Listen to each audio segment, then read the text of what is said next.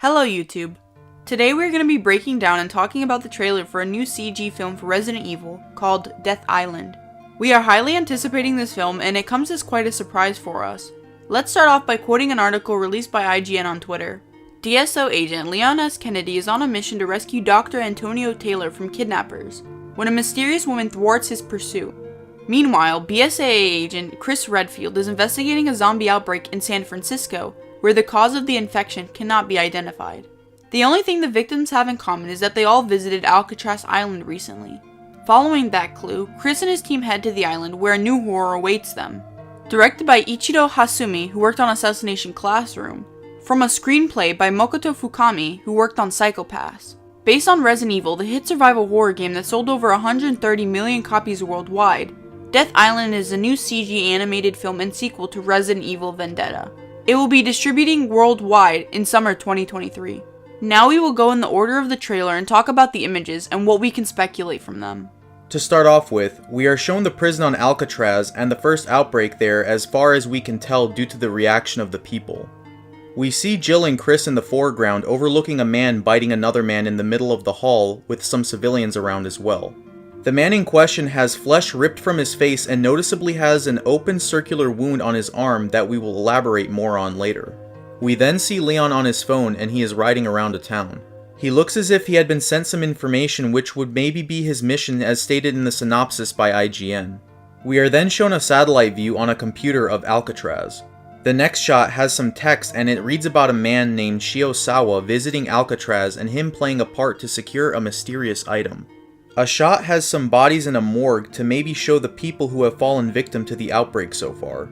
And just as the clip ends, we see another with someone putting a cup down. The cup reads Rebecca with a smiley face, and some other initials or abbreviations underneath it that read CM plus CC XWC. This also means that Rebecca will be playing a part in this film and more than likely is going to be the person who relays information to the rest of the cast. She also has ties to the events of RE Vendetta, so we will get into that later too. Next scene shows Chris in a more tropical outfit on board what would be a cruise ship headed towards Alcatraz. Maybe this is to disguise himself to not gain attraction amongst the other tourists. The next clip is an overhead clip of said ship heading to the island as a giant shark is spotted crossing underneath.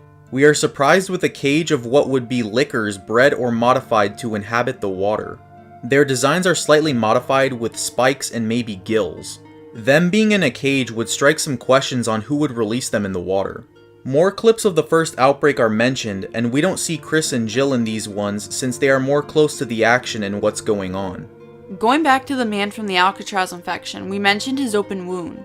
In this clip, we see a scene displaying a mosquito with what could look like the brain being highlighted. Maybe this is showing us that a virus in the mosquitoes caused this, or that the man's wounds is the by-entry.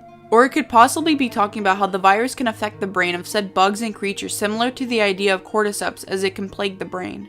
In the same scene, we see a graph on the top right displaying highlighted areas. Maybe these are areas affected or where cases of infection have come from. In the synopsis, they do mention that all the people they found came from Alcatraz. We get to a clip of a woman coming down the stairs as a man stares up at her seemingly scared. They mention Leon is on a mission to save a man named Dr. Antonio Taylor. This man could be the same one from this scene, and the woman at the top of the stairs could be the woman who halts Leon's pursuit, which also fits the description of the woman in RE Vendetta named Maria Gomez. This would make sense as a sequel to Vendetta and Leon, Chris, and Rebecca all having ties to her. It is great to see Capcom bringing a story back and not leaving it on a cliffhanger. Now let's move on to what would be the lab or where the experiments take place. We see a body of water with some creatures inside. They fit the description and design of the liquors mentioned before and look like they are being modified by being dormant in said water.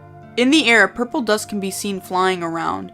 This could possibly be the virus being airborne and are infecting the monsters below. We see Chris in his typical BSAA outfit doing his job since it is stated that a zombie outbreak happened in San Francisco before they found the cause of it coming from Alcatraz. More shots of Leon on his motorcycle, and then we get to what would be found footage or night vision of the infected shark before bursting out of the water and attacking in the direction of the camera or person. And lastly, we get the reveal of Jill Valentine. Due to this being after 2014, we finally see Jill out of rehab and maybe getting back on the field with Chris.